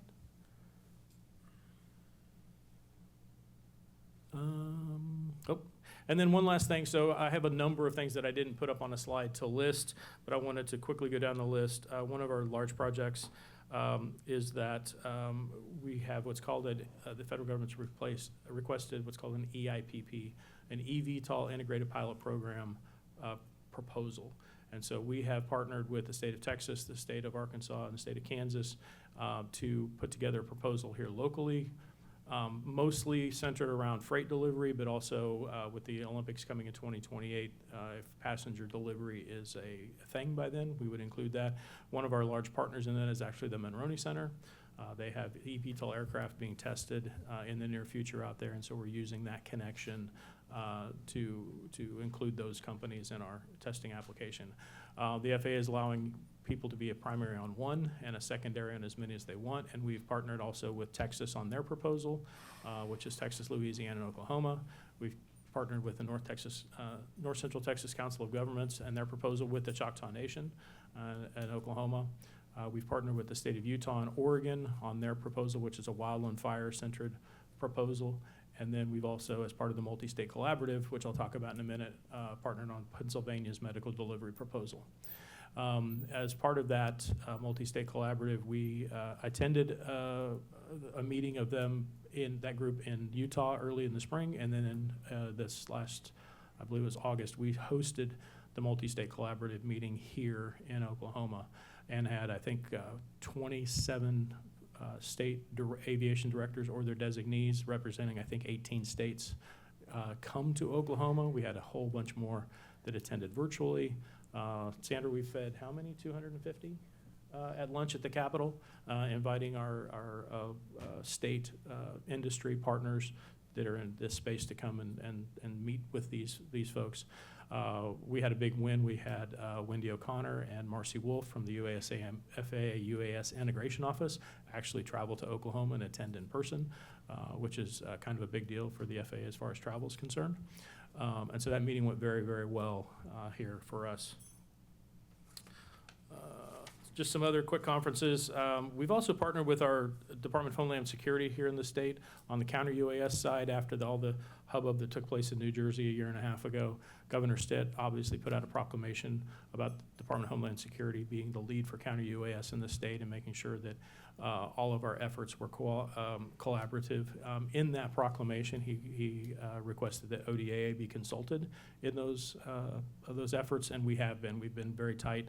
Lieutenant Scott Patton with the Highway Patrol and I spoke at the Counter UAS Homeland Security Conference last year in February, and we've been asked to speak again in 2 weeks at that conference.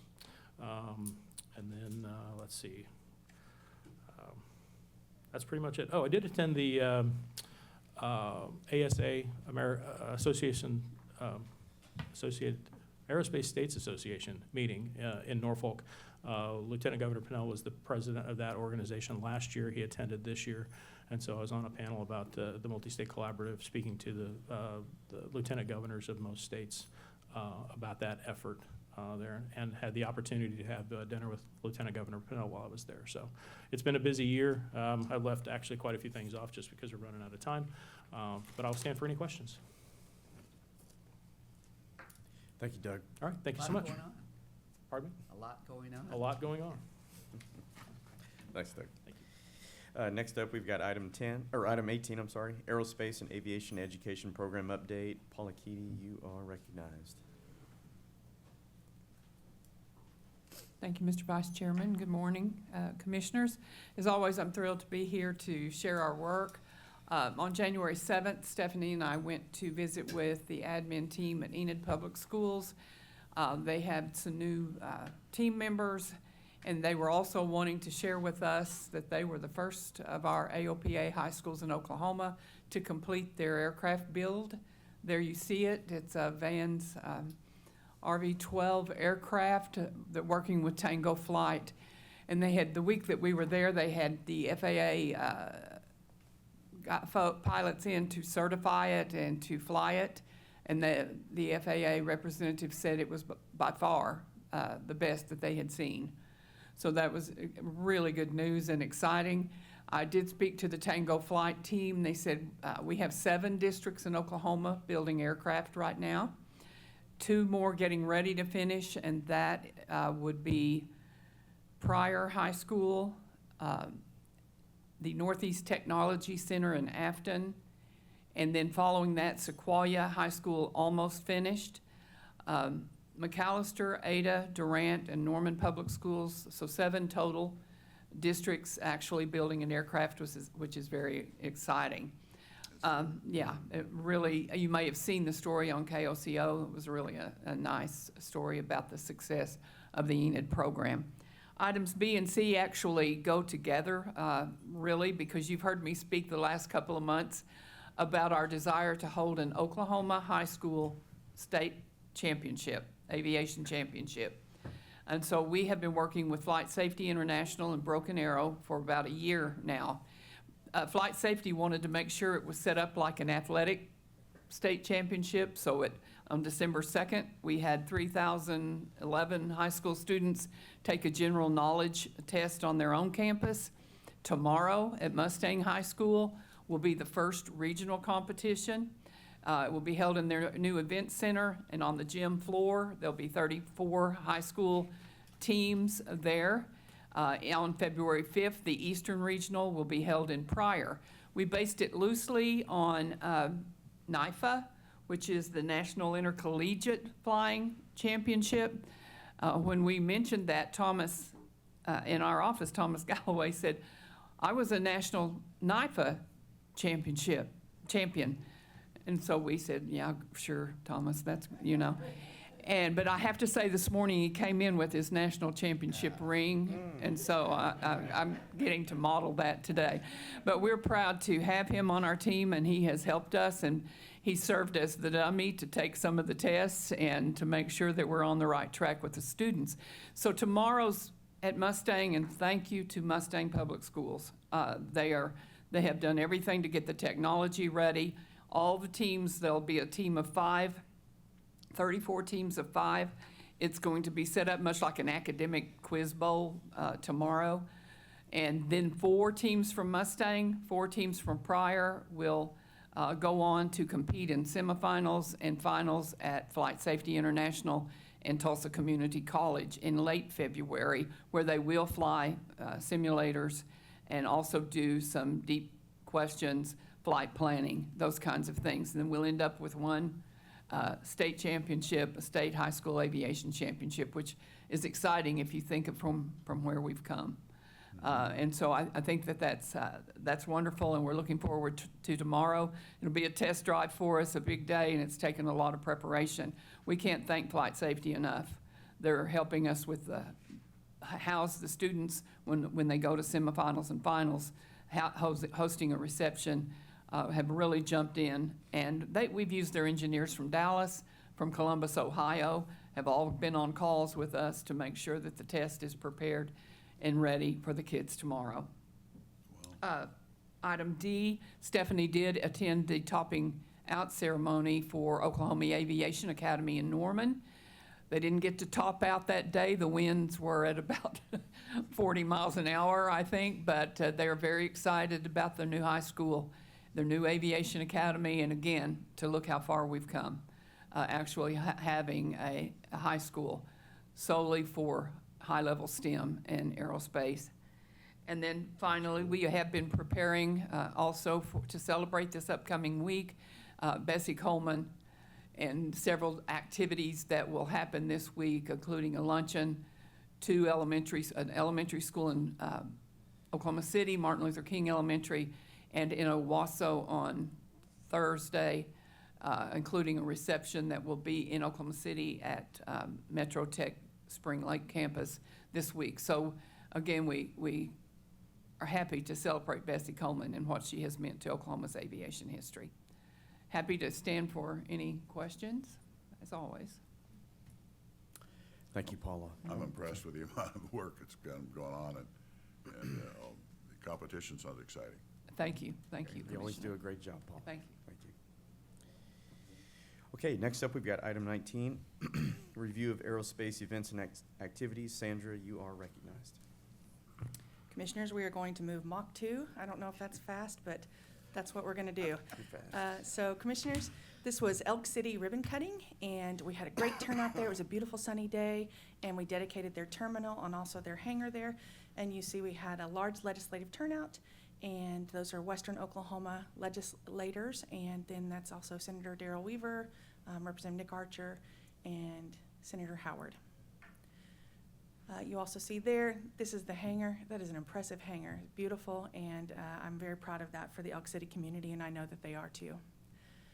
There is the new terminal there, and again, you can see it is very impressive. And then they had a big plane come in, and were they Hunters, Director Arties? It was a big plane, and so they were excited that we were all there to welcome them to their hunting season. So, all right, this is Tulsa Riverside. They had a dedication ceremony on December 23rd, and I think that they were preparing for Santa, and I think Santa did use that runway this year, and so I think they were very pleased with that as well. Looks great. And I would yield for any questions. And thank you, Sandra. Next up, item 20, the Oklahoma Women in Aviation and Aerospace Day. Sandra, please continue. This year was a beautiful event. It was tough, I'll tell you, and everybody from my staff can also tell you, our staff can tell you that it was difficult. And I know that many of you commissioners were there, and you saw the fruits of our labor. It was a 3-day build. This is AAR, the presenting sponsor. That's Tom Hoferer and some of his team there, and that's Levi Lentz. And this is Hangar 4, which is being dedicated on January 28th at 10 a.m. 1,300 chairs, and 2 colors had to be used because there's not a rental company in Oklahoma that can accommodate 1,300 chairs in the same color. This is our student experience organized by Paula and Stephanie, which welcomed 500 students in 23 schools, featuring the FLS Microjet, Justin Lewis, pilot, and he's an airshow pilot, also a United Airlines soon-to-be captain, and also a lieutenant colonel retired from the Oklahoma National Guard. This is our Central Park with Junction Coffee, and believe me, that was a feat to get into the hangar. The city of Oklahoma City and the Oklahoma City Airport Trust worked with us to have less than 5 gallons of gas in that bus. So it was very exciting, and I hope it was good coffee, but they did a really great job. And so some folks from our team helped us set up Central Park there. In other news, in 1926, the double-decker bus was revealed in London, so this was its centennial year. Thomas Galloway from the Department of Aerospace and Aeronautics saved the entire event by bringing his glider club, which is the Oklahoma Soaring Club from Hinton, Oklahoma, and they all brought their gliders into the hangar because we had a issue with getting aircraft in the hangar with fuel in them due to the hangar not being complete and ready for occupation. And so we thank Thomas Galloway. He saved women in aviation this year. And let's see here. All right, there you have Lieutenant Governor Pinnell, Commissioner Campbell. I know that there were several commissioners there with us. This is Colonel Dawn Zoldi, and Colonel Zoldi was our celebrity MC and is the founder and CEO of P3 Tech Consulting, and she is a JAG for the U.S. Air Force. She has a podcast, and we are very fortunate to, people ask me, how do I get these people? I call them, and they answer, and then I tell them about their honorarium, and then they hang up, but then I call them back. So anyway, she was fantastic. She did a great job. And of course, again, it was a 3-day build, and the show this year was produced by Melissa in our office, and she is not here today. And then Alan Mitchell from the Flying Circus was our celebrity MC. When you look at that photo, it just speaks incredible volumes. The students are in the outer perimeter. They were sitting at tables of 10, and then the inside, the closer you get, the more corporate is at the front there. We had several partners this year, and I want to say this, we had several partners that really helped us. I called them, I was having some challenges, and many of the aerospace partners that we work with really stepped up for us this year, and I want to extend our thanks. Amelia Rose Earhart, oh, there's Grayson. There we go, there's Matt Fennell. I'm going fast for you guys. This is Amelia Rose Earhart. She flew around the world in a Pilatus, and she was our keynote speaker. She is not related to Amelia Earhart, but she did a great job inspiring the crowd. And she said to us, be the tailwind. And I think that that is still poignant to this day. So this is Brandy Rector. She won the Pearl Carter Scott Award. You might know that Brandy owns the helicopter school there at Westheimer. And this is Leisha Pearson, and she won the Shannon Lucid Award, and she is the Director of Aerospace and Defense at the Oklahoma Department of Commerce. And then this is Major Izzy Kearney, and Izzy works, Grayson, she does the fuel at Tinker Air Force Base. It's the plane that fuels the other plane.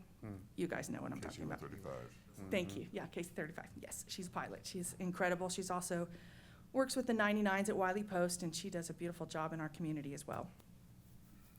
So this is the largest aviation event to date since statehood. And again, when you look at that crowd, it's amazing that a staff of now 26 people, is it 26 or 25, Director? 24, did this, and poor Brad and the engineers and Steve looked at us like, really? So they did a great job too. Everyone was working very hard, and we all went home tired, but it was very rewarding. So I wanted to give a special expression of gratitude to Cherokee Federal. This is the mobile MVP, Doug. Thank you. Mobile vertiport platform. And it's actually a helicopter pad, and it's on a trailer, and it kind of folds up like this, and then the wings come down when they deploy. And so we are very grateful to Cherokee Federal in Tulsa for helping with this as well. These are our Eventbrite stats. You wonder, when one wonders why we do the things that we do for these large events, you can see there that our page views were 8,250, and the tickets sold is 715. That does not include the corporate tickets and also the student tickets. They don't register through this Eventbrite site. So this is from 2024, Delora Simpkins Mealer. And we stand in the presence of our elders. These are the people that go before us. Commissioner Putnam, just like yourself, Commissioner Campbell, Commissioner Hunter, Lindy Ritz.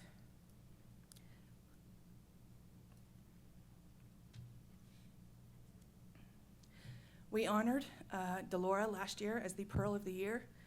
And, you know, I get these calls and people say, hey, Sandra, this would be a great lady to have at Women in Aviation. And I have to go vet these people, you know, because anybody can say they were a riveter from Wichita. And so I went to her nursing home, and she was just a delight.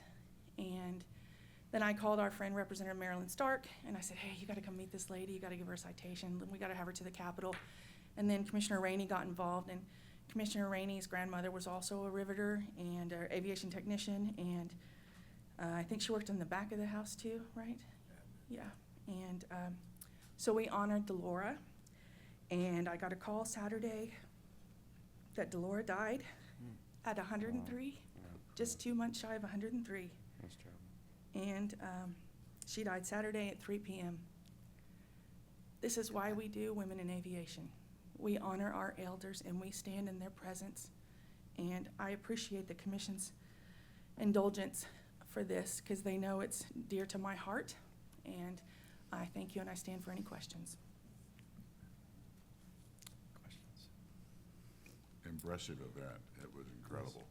Thank you. And it's the largest in state history. Yes. This is a young lady that came up and asked Director Arties and I if she could have her picture with us. And this is why we do it. We do it for those kids. This is why Paula and Stephanie do it. Someday, I hope that she calls us and says, hey, I was at your event and I'm an aviator. There was such a buzz. Yeah, there was a lot of energy that day. Good job, Sandra. Thank you. This is the QR code. If you'd like to scan the QR code in the audience or those watching the live stream, you can scan that QR code and see the event of the photo gallery of the event. Thank you, Sandra. Item 21, preview of upcoming aviation aerospace events. Sandra. Thank you. Weather permitting, we will celebrate the centennial of Bessie Coleman. Bessie Coleman, her birthday, her 134th birthday would be Monday, January 26th. And Gigi Coleman, her great niece, whom you guys have seen that we've worked with extensively, is coming to Oklahoma City, weather permitting. And on Wednesday, we will also have an event, a community event, and that will be at Metro Tech Spring Lake. This is the grand opening for the AAR Hangar 4 project, and I would really like you guys to come if you can, Commissioners. It's a big deal. This was a 4-year effort by the Department of Aerospace and Aeronautics, AAR, and the City of Oklahoma City Airport Trust. Director Jeff Mulder has really given everything that he has to bring this to fruition, and his team, and I just really want you to come celebrate it with us if you can. Of course, as Director mentioned, there's a West Woodward Airport ribbon cutting on Friday, February 13th. It's fly in or drive, so I will see you there. And then Aero Oklahoma is April 1st, and it's also, we are so fortunate to have it also be election filing day at the state capitol. So we're excited to have Adrienne on our team this year. She's going to help us find those hidden spots in the capitol where I can expand our day. And that's it. Thank you, Sandra. Thank you. The next order of business is item 22, the director's report. Grayson, you are recognized. Thank you, Mr. Vice Chairman, Commissioners. I will try and be brief here. First item on the list is our DeSeo Airports Committee meeting. As you all know, I serve as the Airports Committee Chair for our National Association of State Aviation Officials. Had a meeting December 15th. We discussed all the usual topics from fire suppression and hangars to eligibility of projects with FAA funds, as well as some of the challenges that are unique to each state. I have to say, I have to give it to our friends in Southwest region. I think we have it best. Definitely don't want some of the other regions' ideas or thoughts coming to Southwest region. I know there's the whole let's make FAA one FAA. If they do, they need to take Southwest region's principles and thoughts. So, because some of our other states are not having it as well as we are here with our FAA region. On the 19th, so I think many of you knew from the December meeting, I attended, at the request of our friends at the Department of Commerce, a German apprenticeship trip focused on aerospace. We had a debrief of that, of how can we bring back those principles to Oklahoma. We met with several different career tech entities. Our friend, the director of Career Tech, Brent Haken, took us around to Canadian Valley and showed us the different programs in Canadian Valley. Of course, this is the Metro Tech Aviation Campus, and showed us how well it seems like the United States is far away from what the German apprenticeship model is. And we do have a long stretch to go to adopt that fully if we wanted it to. We are further ahead than many of us thought with the career tech model and some of the things that career tech's doing. And the more we can widely adopt that apprenticeship model, specifically on aerospace and specifically when it comes to the touch labor side of aerospace, I think we're going to be better off as a state, better off as a workforce development culture to do so. On January 12th, I did not have the pleasure of attending as I got caught up in some capital activities, but I know Doug and Chris from the team attended Tinker's first Counter UAS Summit and had some good conversations on how the Oklahoma entities, whether it's OSU OAir or Oklahoma Highway Patrol or your own ODAA, can help Tinker in its mission to ensure that its airspace remains clear. And of course, that is a big thing for any military installation, as we've seen here in the last 18 months of some of the drone incursions and some of the incidents with manned and unmanned aviation coming together. And then for D and E, as I'd mentioned to you earlier during the PrEP and ARPA conversation, we just wrapped up our budget presentations to the Senate and to the House. Actually just had the House budget hearing yesterday. Had a really lively and honest and truthful conversation about making sure that these tax dollars are spent wisely for the system of Oklahoma, the aerospace and defense ecosystem of Oklahoma. There's a lot of different monies, a lot of different flavors of monies, one-time monies, recurring monies that are floating around, and the legislature has entrusted our agency with a lot in the last 5 years. And I hope that some of the presentation that I provided you on ARPA and PrEP earlier this morning goes to showcase what we have been able to do and the rewards and the fruits of that labor that have occurred over the last many years. And so we'll continue to have those conversations with lawmakers as we go into fiscal year 2027 and our budget cycle there. As Sandra mentioned to you, we're going to have a light policy year this year, knock on wood. Only 2 bills that we are carrying. And I haven't seen a whole lot of other aviation aerospace legislation out there that others are trying to do where we have to play offense or defense or assistance.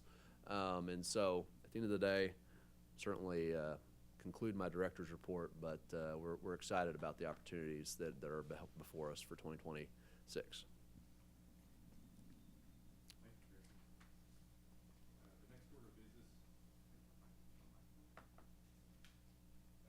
Business item 23, proposed executive session pursuant to Title 25, Section 307B4 of the Oklahoma statutes concerning Hutchinson versus State, where council has determined that disclosure of information related to litigation will seriously impair the ability of the board to process or conduct litigation in this matter, provided that any action taken shall be in open session. First, I will entertain a motion to convene in executive session. Motion to move to executive session. Have a motion. Do I have a second? Second. A second. I have a motion and a second. Please call the roll. Commissioner Phillips? Aye. Commissioner Baker? Aye. Commissioner Ritz? Aye. Commissioner Rainey? Aye. Commissioner Putnam? Aye. Commissioner Hunter? Aye. Commissioner Campbell? Aye. Commissioner Siegfried? And the motion passes. We would like at this time to request that all meeting guests, except for the commissioners, director, RDs, and agency counsel, exit the room. We will send somebody to the lobby to notify you when we return to open session.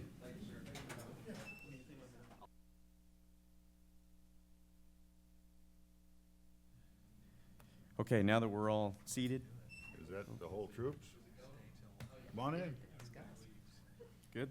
Everybody else goes to Burger King? Yeah, get the audio visual going. We wondered if you were coming back.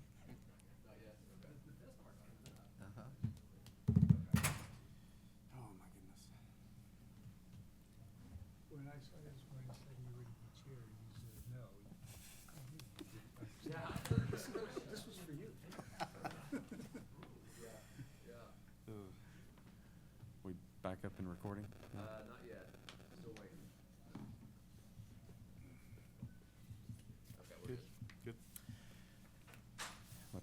ladies take their seat.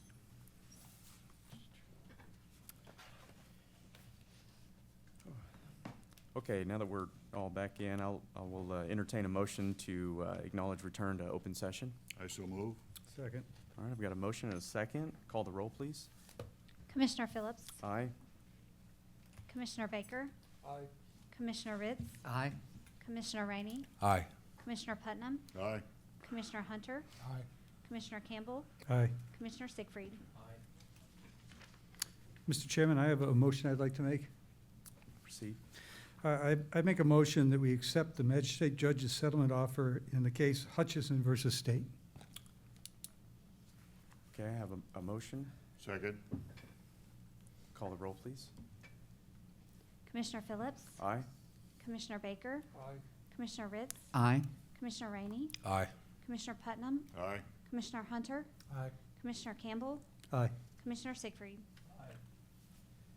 Okay, motion passes. Item 24, concluding remarks. Are there any additional comments, staff, commissioners? Good. Okay, hearing none. Next item, item 25, announcement of the next meeting. Our next scheduled meeting will be at 9 a.m. Wednesday, March the 11th, 2026. First floor conference room at the Oklahoma Department of Transportation. Item 26, is there any new business, Director? No? All right, if no, I'll move to adjournment. Do I have a motion to adjourn? I so move. I have a motion. Second. Do I have a second? Second. And a second. And I declare this meeting adjourned.